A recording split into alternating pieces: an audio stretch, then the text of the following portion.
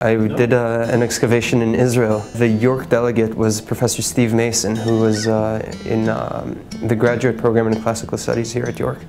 And he was contacted by a professor from Israel to do an excavation on a little village in the desert that may or may not have been recorded by Josephus. So I sent an email to the Israeli leader, and the application process was really easy, really quick. There was lots of funding available, which is very important for any student who wants to do field school or study abroad. So there was a delegation, I think, of 5 students from York, and we went there. We joined up with the Israeli team, and we dug up the desert there for 4 or 5 weeks. In Israel, there was no classroom element almost at all. It was all field work. We did have lectures, I think, twice a week for about an hour. That was just to understand the context of the site and the time period that we're studying.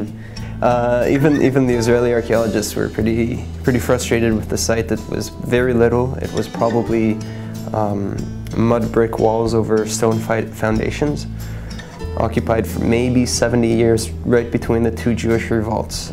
So there was a Jewish revolt from 69 to 73, and then there was another one in the 130s. Very, very basic house outline structures. In terms of artifacts, we found a couple of coins, a few nails, some grinding boards.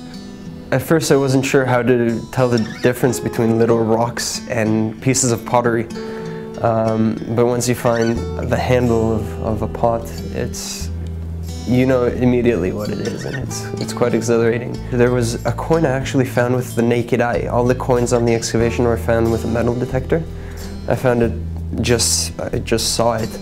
I was taking down a trench wall with some other guy, stepped away, came back, and there it was laying right at the top. And it was really exciting. It was actually from the 2nd year of the Bar Kokhba revolt, and there was an imprint of Bar Kokhba, who led the great Jewish revolt of the 130s.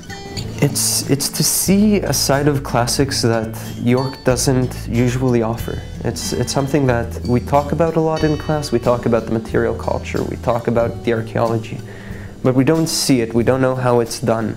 It gives you a different perspective from what you're used to, and anything like that is always useful. I feel that I'm getting a very, very thorough education of all aspects of classics. And it's really flexible in terms of what you can do. You can take the linguistic field, study Greek and Latin, or you can go in a stream that's more historical or more literary or more philosophical.